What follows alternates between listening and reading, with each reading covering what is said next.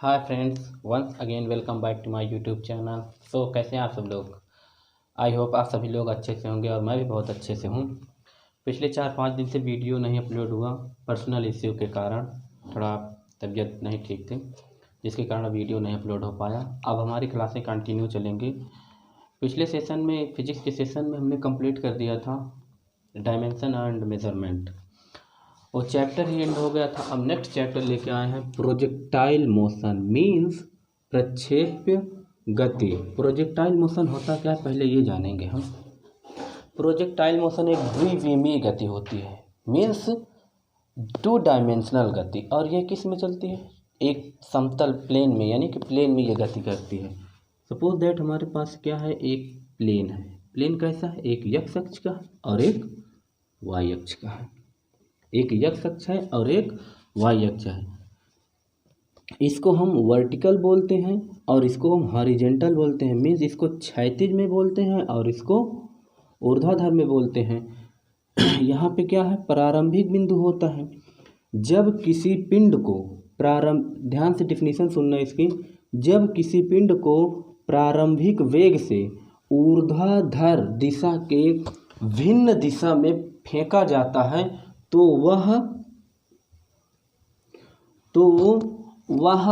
Gravity के अंदर, means गुरुत्वाकर्षण के अंतर्गत एक समतल प्लेन में गति करता है, जिसको हम प्रक्षेप्य गति कहते हैं। और गुरुत्वाकर्षण नीचे की ओर कार्य करता है जी। और इसको हम क्या बोले हैं, क्षैतिज घटक बोलते हैं और इसको ऊर्ध्वाधर घटक बोलते हैं। अच्छा, जब यहाँ से कोई पिंड प्रक्षेपित किया गया था तब सपोज मीन्स एक्स अक्ष पे इसका थीटा एंगल बना होगा, यानी कि थीटा एंगल किसी एंगल पे फेंका गया होगा।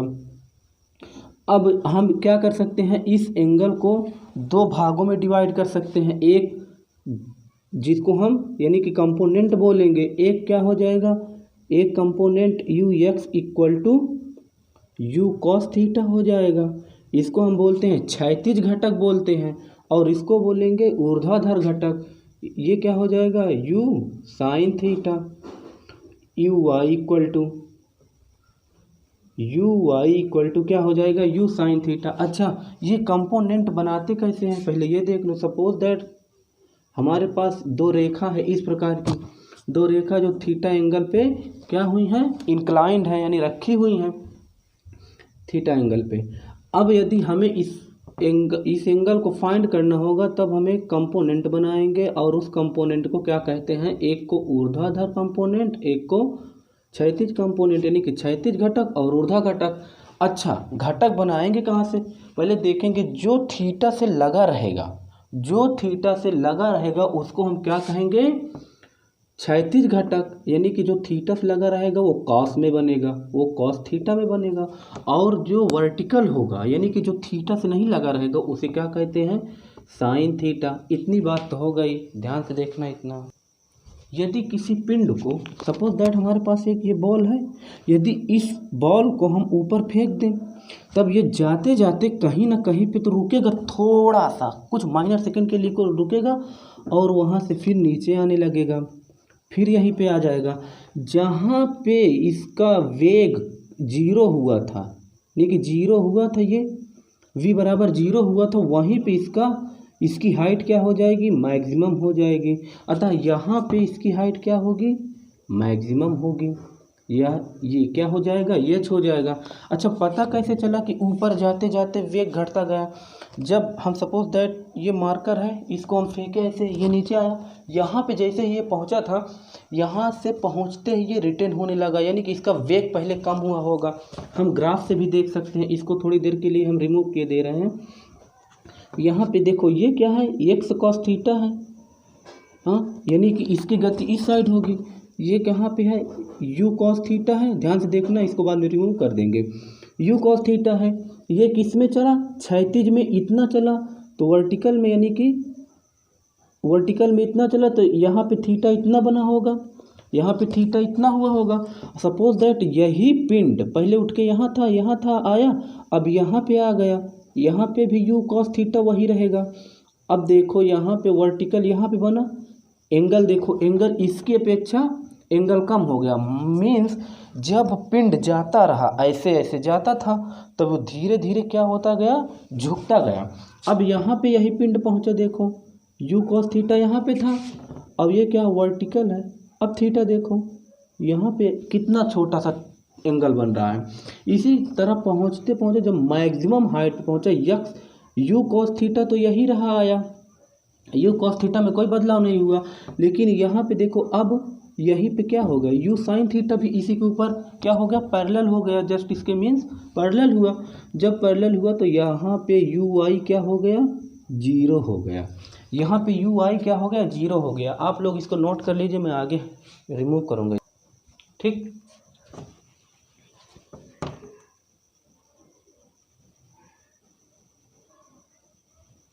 जी नीचे ग्रेविटी नीचे की ओर कार्य करती रही।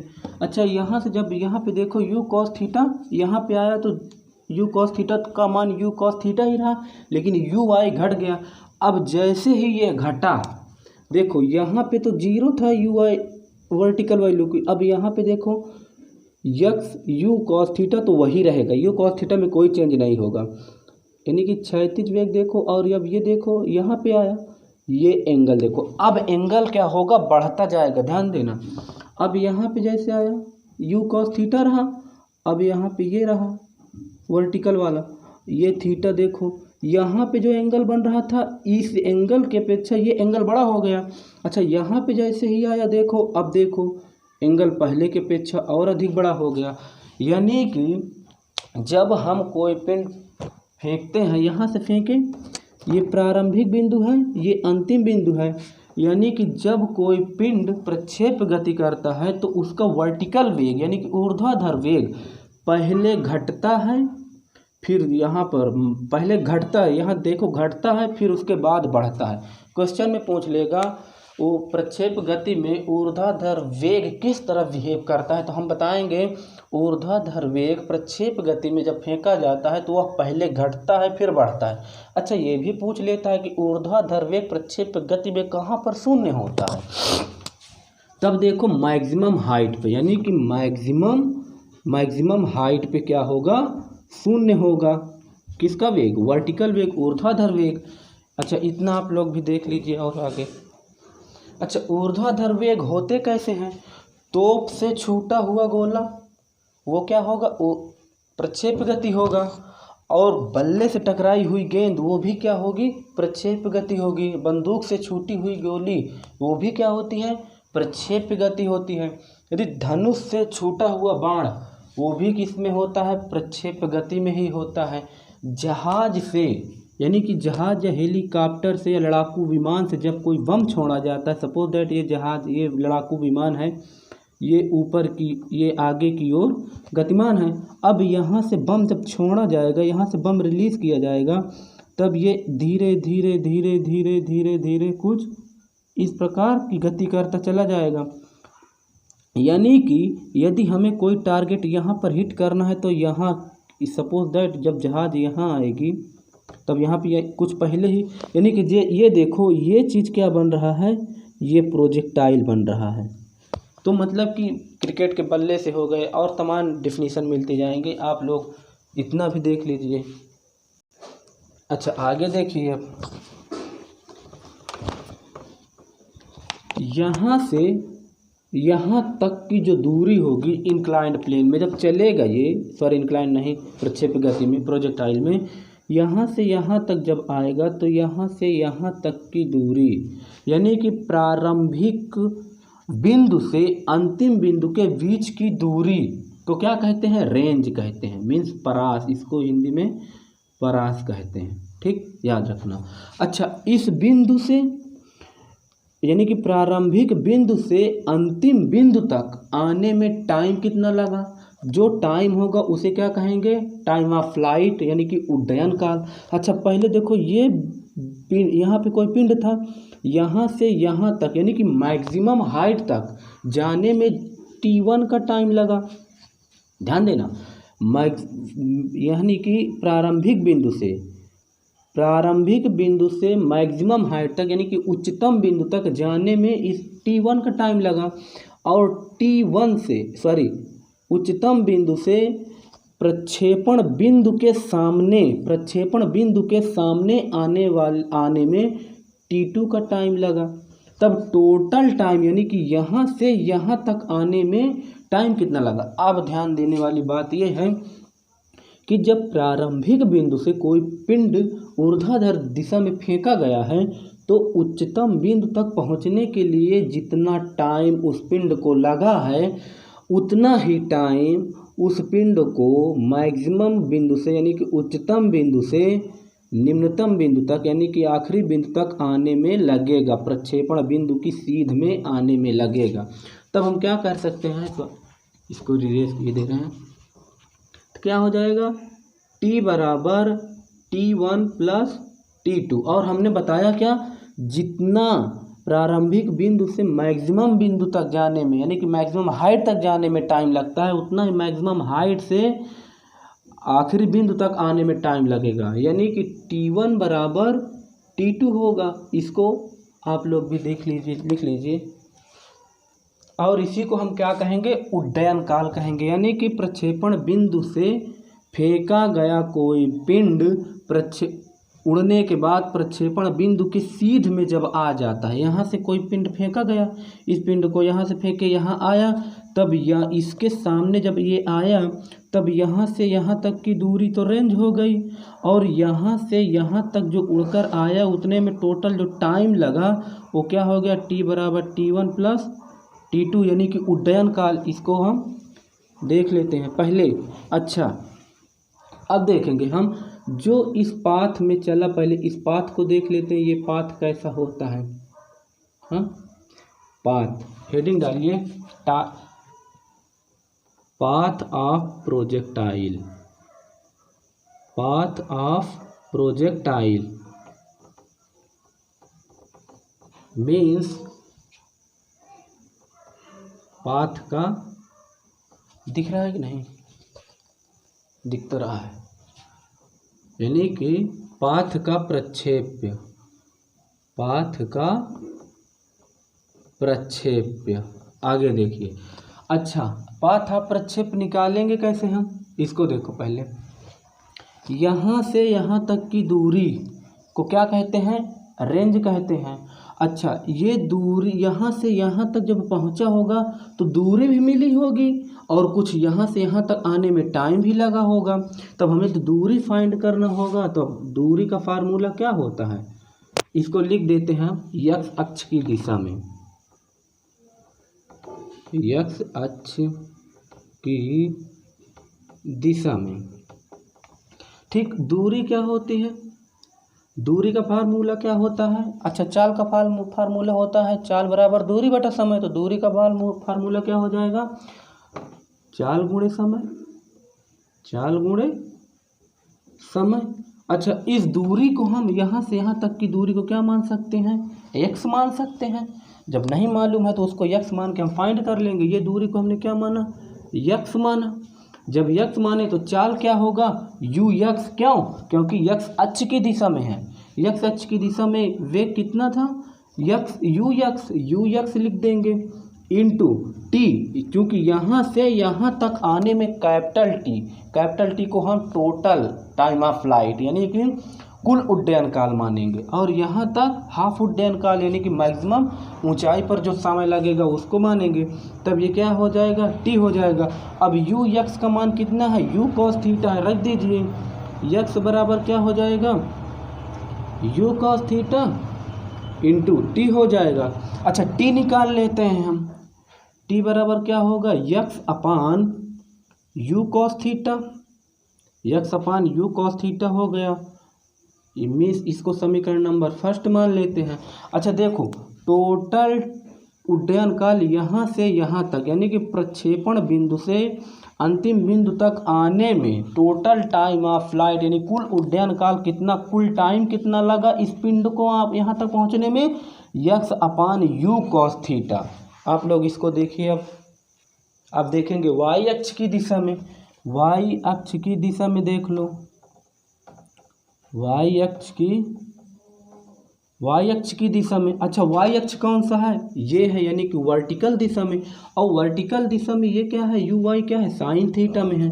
वर्टिकल दिशा में फार्मूला निकालने वेग निकालने के लिए एक फार्मूला है, दूरी चूंकि निकालनी हमें, एच बराबर U T plus half G T square को यूज करेंगे, का फार्मूला यूज करेंगे, दिख रहा है, हाँ, का फार्मूला यूज करेंगे। अच्छा चूंकि हम वाई अक्ष में चल रहे हैं तो वाई अक्ष की दूरी वाई मान लेंगे हम। ओके, लाइट चली गई थी, तो देखो वाई बराबर मान लेंगे, इसको क्या मानेंगे, यू आई क्यों मानेंगे, क्योंकि वाई में यानी कि वर्टिकल दिशा में चल रही की दूरी निकाल रहे हैं, और ये टी इंटू कैपिटल टी मानेंगे plus half g capital T square. अच्छा यहाँ पे देखेंगे y equal to u y का मान क्या है, यू साइन थीटा, ध्यान देखना। और t का मान क्या है, t का मान हमने निकाला है, ये है, इसको रख दो, x upon you cos theta plus, अच्छा अभी प्लस माइनस ना रखो, सॉरी प्लस, यहाँ पे फार्मूले में प्लस है तो हम माइनस रखेंगे। माइनस क्यों रखेंगे, चूंकि जी है, और जी हमने बताया क्या, जी नीचे की ओर कार्य कर रहा है। यहाँ से वर्टिकल में जब कोई पिंड जा रहा है ऊपर की ओर, तब देखो जब कोई पिंड ऊपर की ओर जाता है तो उसके नीचे क्या लगता है, गुरुत्वीय त्वरण नीचे की ओर उसको यानी कि नीचे की ओर खींचने का कार्य करता है, तो धीरे धीरे इसीलिए इसका वेग कम हो जाता है। तब यहाँ पे माइनस हो जाएगा, चूंकि क्या हो गए, दोनों अपोजिट हो गए, और अपोजिट होंगे तो चिन्ह क्या हो जाएगा, अपोजिट, यानी कि माइनस का हो जाएगा, हाफ हो जाएगा, हाफ, और जी का मान तो जी ही रखेंगे। टी स्क्वायर है, टी का मान कितना है, यक्स है, और यहाँ पे क्या है, स्क्वायर है, तो इसको क्या कर देंगे, x square upon u square cos square theta हो जाएगा, कॉस स्क्वायर थीटा। अच्छा यहाँ पे देखो u से ये एक u कैंसिल, तब y बराबर क्या बनाएंगे, sine theta upon cos theta, तो sine theta upon cos theta क्या होता है, टैन थीटा हो जाएगा। तब यक्स टैन थीटा माइनस का हाफ, और ये क्या हो जाएगा, g x square, sorry half g x square upon u square cos square theta, ये हो गया। इसको क्या करेंगे, हम फार्मूले में कन्वर्ट कर देंगे, और यही फार्मूला है। अच्छा इसको लिख लीजिए, तो आगे बताएं फिर। अच्छा इस फार्मूले से पता क्या चला, अच्छा यहाँ पे देखो यक्स की घात 2 है, और यहाँ पे वाई की घात 1 है, और एक फार्मूला परवलय में हम देखे होंगे, यक्स स्क्वायर बराबर 4ay होता है, जहाँ पे क्या है, इससे कंपेयर कर दे तो पता चल जाता है प्रक्षेप का पाथ कैसा हो गया, परवलयाकार हो गया। ये इतना सॉल्व कर लीजिए, आगे देखिए, अब रिमूव करेंगे हम। ये क्या था, यू वाई बराबर यू साइन थीटा था, ठीक। तो क्या पता चला, यहाँ से देखो प्रक्षेप का पथ कैसा हुआ, प्रक्षेप का पथ परवलयाकार हो गया, परवलयाकार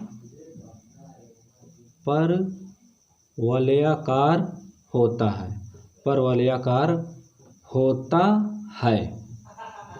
परवलयाकार होता है, लिख लीजिए नोट डालकर। आगे देखिए, इन सब का अब हम यूज करके रेंज निकालेंगे, उड्डयन काल निकालेंगे, और सारी चीज़ें अब इसी चित्र से हम फाइंड कर लेंगे। फिगर नहीं रिमूव करेंगे, क्योंकि इसी से सब फार्मूले बनाना है ना। तब अब देखेंगे हम उड्डयन काल बताए थे, यहाँ से यहाँ तक आने में टोटल टाइम जो उड़कर आया, कोई पिंड यहाँ से फ्लाई किया, यहाँ से उड़ते उड़ते यहाँ पे आया, इसकी सीध में आया, यानी कि यहाँ से सपोज दैट मैंने छोटा सा कंकड़ लिया और उसको थ्रो कर दिया ऊपर की ओर, और वो सपोज दैट मुझसे 20 मीटर की दूरी पर गिरा, या अब जितनी दूरी पर गया वो मेरी सीध में कहीं ज़मीन पर गिरा होगा। उड़ने में और जो जाने में उसको पूरा टाइम लगा, उसको क्या कहेंगे, उड्डयन काल कहेंगे, टोटल टाइम ऑफ फ्लाइट, यानी कि टाइम ऑफ फ्लाइट ज्ञात करेंगे हम। टाइम ऑफ फ्लाइट को हिंदी में क्या कहते हैं, उड्डयन काल। हिंदी वाले भैया लिख लेना, उड्डयन काल हमें क्या करना है, फाइंड करना है। अच्छा, उड्डयन काल, इसकी डिफिनीशन लिख लेना आप लोग। इसकी डिफिनीशन ये होती है कि यदि कोई पिंड प्रारंभिक बिंदु से प्रक्षेपित किया जाए और मैक्सिमम बिंदु उच्चतम ऊंचाई तक पहुंचकर वहां से प्रक्षेपण बिंदु की सीध में आ जाए, उसी को क्या कहते हैं, उसी को टाइम ऑफ फ्लाइट यानी कि उड्डयन काल कहते हैं। इतना तो लिख लेंगे आप। इसको निकालने के लिए गति के पहले समीकरण का यूज करेंगे। इसको लिखेंगे गति के पहले समीकरण से। अच्छा, गति का पहला समीकरण होता क्या है, v बराबर u प्लस ए टी होता है। u प्लस, यहाँ पे v क्या है, अच्छा v को vy लिखेंगे और u को uy लिखेंगे। क्यों, क्योंकि प्रक्षेप गति में चल रहा है तो कुछ गति उसमें हो गई वर्टिकल में, और जो गति वर्टिकल में हुई है अब उसके कंपोनेंट में हम डिवाइड कर देंगे uy। हमने पहले ही आप लोगों को यहाँ पे मेंशन किया गया था कि uy मैक्सिमम, जहाँ पे हाइट जहाँ पे मैक्सिमम होती है वहाँ पे uy क्या होता है, 0, यानी कि वर्टिकल वेग जो होगा वो 0 होगा।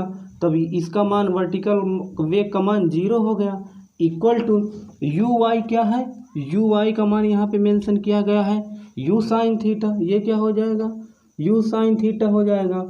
प्लस लगेगा या माइनस लगेगा, अच्छा माइनस लगेगा, चूँकि जब कोई गति ऊपर की ओर, कोई पिंड ऊपर की ओर गति करता है तब जस्ट उसके अपोजिट गुरुत्वीय त्वरण कार्य करता है, इसीलिए उसके वेग को क्या कर देता है, डिक्रीज कर देता है।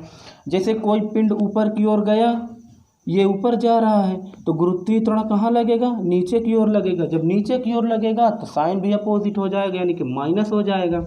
और इसको क्या कर देंगे, इसको जी है या तो ए यहाँ पे जी ही कर दो, और टी का मान हमने क्या निकाला था, इसको टी ही रख देते हैं, क्योंकि टी का मान यहाँ से निकल आएगा। भी हमें टोटल टाइम ऑफ फ्लाइट निकालना है ना।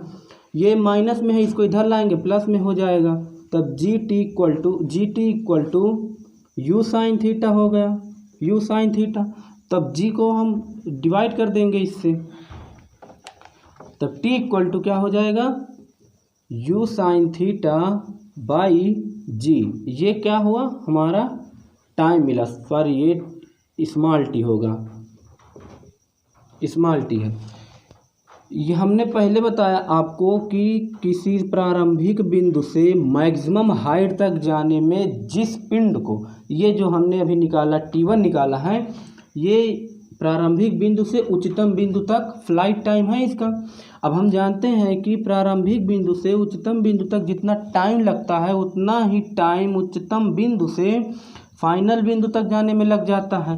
तब हम टोटल टाइम ऑफ फ्लाइट को T बराबर T1 प्लस T2 लिख सकते हैं, क्योंकि यहाँ पे देखो पहले ही बता दिया था T बराबर T1 प्लस T2 और T1 इक्वल टू T2 है, यानी कि जितना टाइम यहाँ से यहाँ तक आने में लगा उतना ही टाइम यहाँ से यहाँ तक आने में लगेगा, यानी कि दोनों का टाइम क्या है, इक्वल है। तब T बराबर 2T1 हो जाएगा। जब 2T1 हो जाएगा तब T इक्वल टू क्या होगा, 2 लिख देंगे।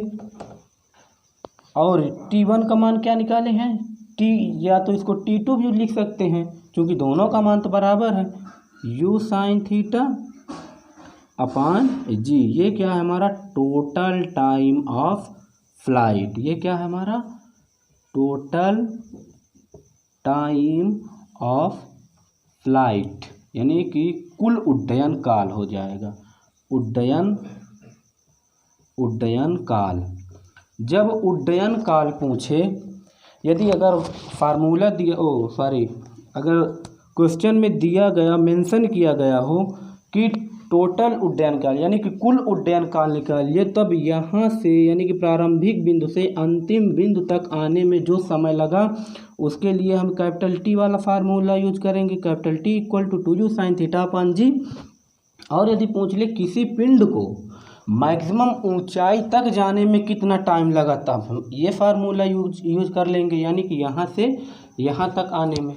कल हम इसकी यहाँ रेंज निकालेंगे, रेंज निकाल लेने के बाद हाइट भी इसकी देखेंगे, ऊंचाई भी निकाल लेंगे इसी फिगर से।